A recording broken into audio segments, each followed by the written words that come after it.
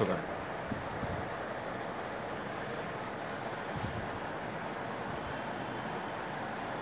একটা একটা করে করেন।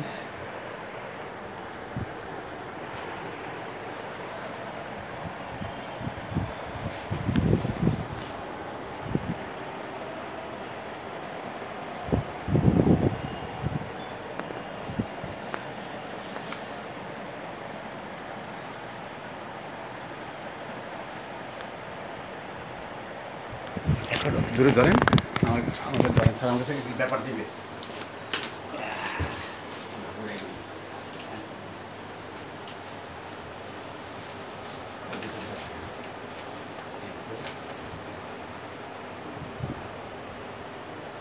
বলেন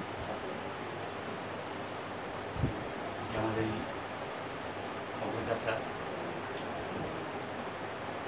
প্রতিবার ম্যাগাজিন আচ্ছা, বাংলাদেশ টেলিভিশনের জনপ্রিয় প্রোগ্রাম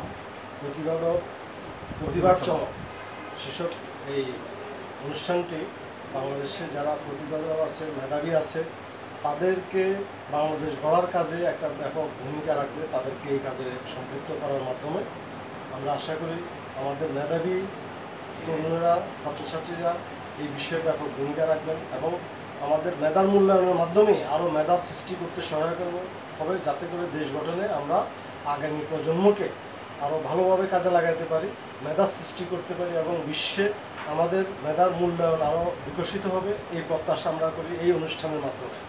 আশা করি আমাদের এই অনুষ্ঠানের পরিকল্পনাকারী, তিনি সঙ্গীত জগতের একজন মেধাবী মুখ, তিনি বাকি মেধাবীদের, দেশের মেধাবীদেরকে খুঁজে খুঁজে এনে বাংলাদেশ টেলিভিশনে উপস্থাপন করবেন এবং তারা তাদের মেধার বিকাশ প্রচারে এখানে সুযোগ পাবেন। আমরা আশা করি সারা দেশের মেধাবীরা এই অনুষ্ঠানের মাধ্যমে তাদের নিজেদেরকে বিকশিত করার একটা অনন্য মাধ্যম হিসেবে সুযোগ পাচ্ছে।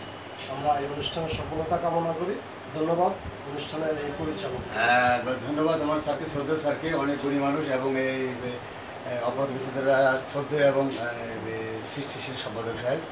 আর আমাদের এই অনুষ্ঠানটি হচ্ছে প্রতিবার চমক, বাংলাদেশ টেলিভিশনে নিয়মিত ধারণা সম্প্রচার হবে।